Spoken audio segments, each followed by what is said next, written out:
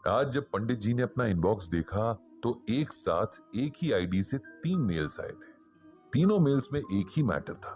शायद भेजने वाले ने सोचा होगा कि इस तरह पंडित जी का ध्यान उसकी मेल्स की तरफ खींचेगा। पंडित जी के चेहरे पर मुस्कान आ गई। मन ही मन बोले, भाई मुझे कौन सा दिन में 1000 मेल्स आती हैं जो कोई छूट जाएगी। मेल में जो लिखा था वो कुछ इस तरह से था। प्रिय पंडित जी, ये मेल आईडी मेरे असली नाम से नहीं बनी है, ना ही मैंने कहीं अपने नाम का जिक्र इस मेल में किया है, क्योंकि ये कॉन्फिडेंशियल रखना जरूरी है। मैं एक ऐसी पोस्ट पर हूं जहां ये करना जरूरी हो जाता है। उम्मीद है आप माइंड नहीं करेंगे। कुछ वक्त से आपके गीता ज्ञान ब्लॉग को पढ़ रही हूं। आप रोज एक श्लोक का मतलब बताते हैं, फिर रियल लाइफ सिचुएशंस में उस श्लोक से हमें कैसे मदद मिल सकती है ये बताते हैं। ये सब मुझे बहुत इंटरेस्टिंग लगता है। साथ ही जिंदगी जीने का नया नजरिया, प्रॉब्लम्स को देखने का नया सलीका भी मिलता है। आज अपनी लाइफ की एक प्रॉब्लम का कहीं सोल्यूशन ना पाकर मैं आपको ये मेल कर रही हूं, इस उम्मीद में कि आप ही मुझे गीता ज्ञान के जरिए कोई ऐसा रास्ता दिखाएंगे जो सही हो। नाम तो बता नहीं सकती, लेकिन बाकी सारी बातें डिटेल में बता रही हूं ताकि आपको मेरी प्रॉब्लम का सही से अंदाजा लग सके। मैं एक बड़ी एडमिनिस्ट्रेटिव पोस्ट पर हूं। मेरे हस्बैंड भी ऐसी ही पोस्ट पर हैं, और जो प्रॉब्लम मैं फेस कर रही हूं वो मेरे हस्बैंड से ही जुड़ी हुई है। प्रॉब्लम शेयर करने से पहले मैं आपको अपनी लाइफ स्टोरी सुनाती हूं ताकि आपको मेरी सिचुएशन समझने में मदद मिले। मैं एक मिडिल क्लास फैमिली से हूं। मेरे फादर एक टीचर थे, मदर हाउसवाइफ, दोनों ही अब इस दुनिया में नहीं है। मैं अपने माँ बाप की इकलौती औलाद हूं। मेरे फादर बहुत उसूलों वाले इंसान थे। उन्हें नमक रोटी में गुजारा करना पसंद था, लेकिन गलत तरीके से पैसे कमाना नहीं। यहां तक के बच्चों को घर पे ट्यूशन पढ़ाना भी उन्हें गलत लगता था। उनका कहना था कि अगर टीचर क्लास में सही से पढ़ाए तो बच्चों को अलग से पढ़ाने की जरूरत ही नहीं है। मेरी माँ भी बहुत सिंपल सी लेडी थी। ज्यादातर टाइम घर के काम और पूजा पाठ में लगी रहती। मेरे पिता का सपना था कि मैं एक आईएएस अफसर बनूं, और यही नहीं, मैं एक ऑनेस्ट आईएएस अफसर बनूं, ताकि लोग कहें कि मैंने अपनी बेटी को बहुत अच्छे से पाला है। बहुत कम इनकम और रिसोर्सेस के बावजूद मेरे पेरेंट्स ने मुझे बहुत अच्छी एजुकेशन दी। मैं भी बहुत मन लगाकर पढ़ती रही। मेरे फादर का ड्रीम अब मेरा ड्रीम बन गया था।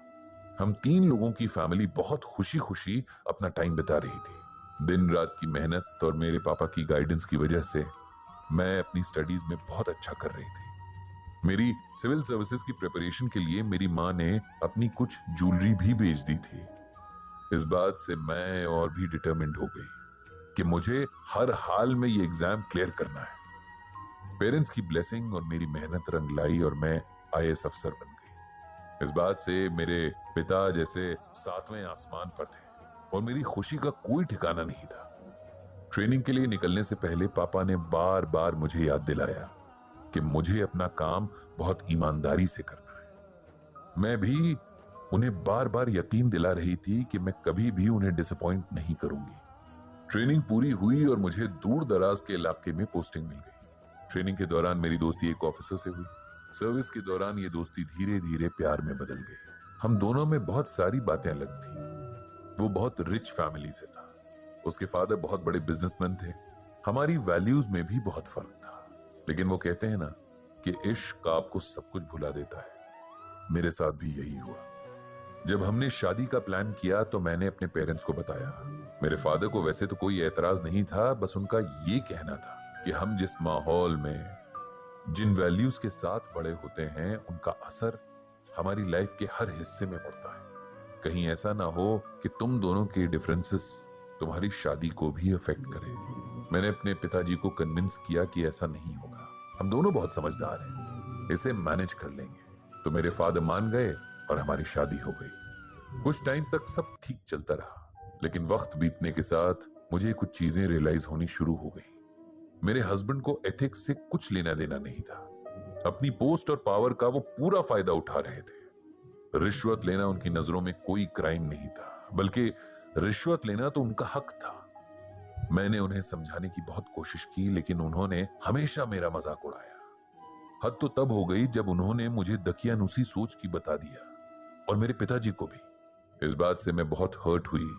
और मैंने इस बारे में अपने ससुर यानी फादर इन लॉ से बात की। उन्हें सब बताया कि उनका बेटा किस तरह गलत रास्ते से पैसे कमा रहा है और कल को ये बात कितनी बड़ी मुसीबत बन सकती है।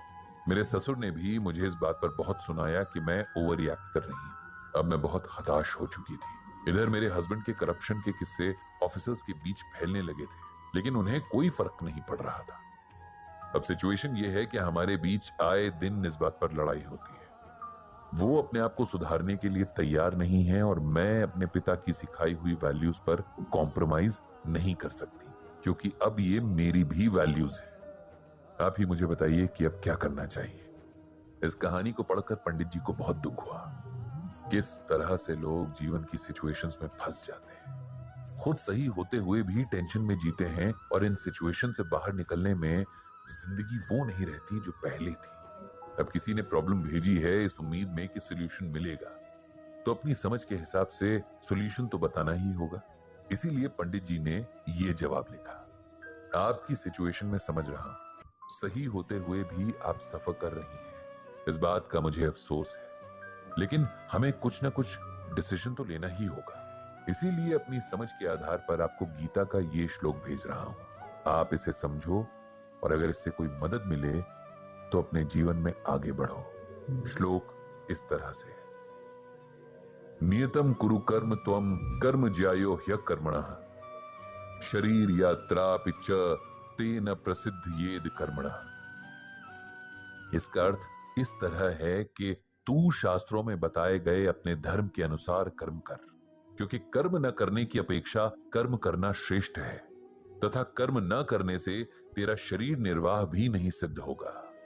इसे सिंपल वर्ड्स में समझाएं तो इसका मतलब कुछ यूं है। भगवान श्री कृष्ण अर्जुन को समझाते हैं कि हर मनुष्य को अपने अपने धर्म के अनुसार काम करना चाहिए। जैसे स्टूडेंट्स का काम है पढ़ाई करना, सोल्जर्स का काम है देश की रक्षा करना। जो लोग अपना काम ठीक से नहीं करते, उनसे अच्छे वो लोग होते हैं जो अपने धर्म के अनुसार काम करते हैं, क्योंकि बिना काम किए तो शरीर का पालन पोषण करना भी संभव नहीं है। जिस व्यक्ति की जो भी ड्यूटी तय है उसे वो पूरी करनी ही चाहिए। आप जानती हैं कि आपका काम क्या है। आपका काम है जो आपके अकॉर्डिंग सही है उस रास्ते पर चलना, जो गलत है उसे रोकना, समझाना और सही रास्ते पर लाने की कोशिश करना। अगर इसमें आपको अपनों की नाराजगी झेलनी पड़े तब भी अपने रास्ते से नहीं हटना चाहिए, क्योंकि सही और गलत इंसान देखकर डिसाइड नहीं होता। इसीलिए अपना काम कीजिए। हो सकता है इसका रिजल्ट अच्छा ना हो, लेकिन आपको इस बात का सेटिस्फैक्शन हमेशा रहेगा कि आपने काम ठीक से किया। अगर बहुत कोशिश के बाद भी कोई सुधरना ना चाहे तो फिर उसे उसके हाल पर छोड़कर आगे बढ़ने में ही समझदारी है। भगवान श्री कृष्ण